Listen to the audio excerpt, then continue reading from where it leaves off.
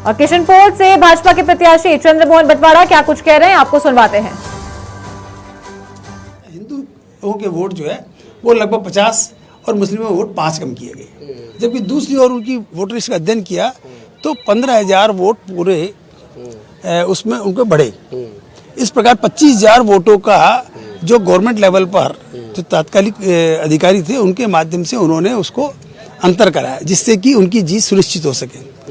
वास्तव में जागरूकता के कारण से सनातन धर्म के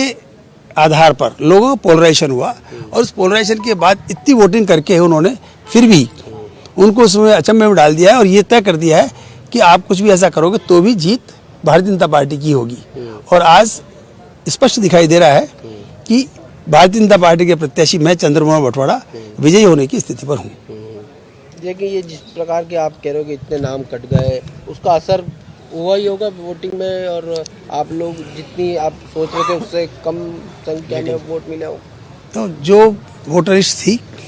मेरे को चूंकि एक दिन पहले ही टिकट मिला, फाइनल हुआ था, तो उसका जो काम था अध्ययन करने का वो मेरा उसके बाद ही हुआ पूरा डिटेल में। और मैंने 1,91,000 वोटों के आधार पर ही 92,000 वोटों के आधार पर ये स्ट्रेटजी बनाई कि अब जितने ज़्यादा वोट जो हमारे हिंदुत्व को लेकर के हैं, सनातन धर्म की बात को लेकर के हैं, उनको अधिकतम पोलिंग कैसे हो। और उस पोलिंग को बेस बना करके जो पोलिंग हुई और माननीय प्रधानमंत्री जी भी जयपुर आए और मेरी पर्टिकुलर कॉन्स्टिट्यूंसी किशनपोल में ही आकर के उन्होंने जो रोड शो किया है।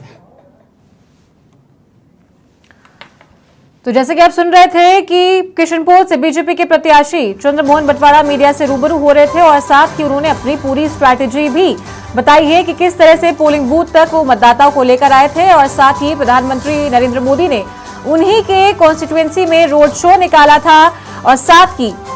बहुमत से बीजेपी की जीत भी होने वाली है, इसके लिए भी वो आश्वस्त नजर आ रहे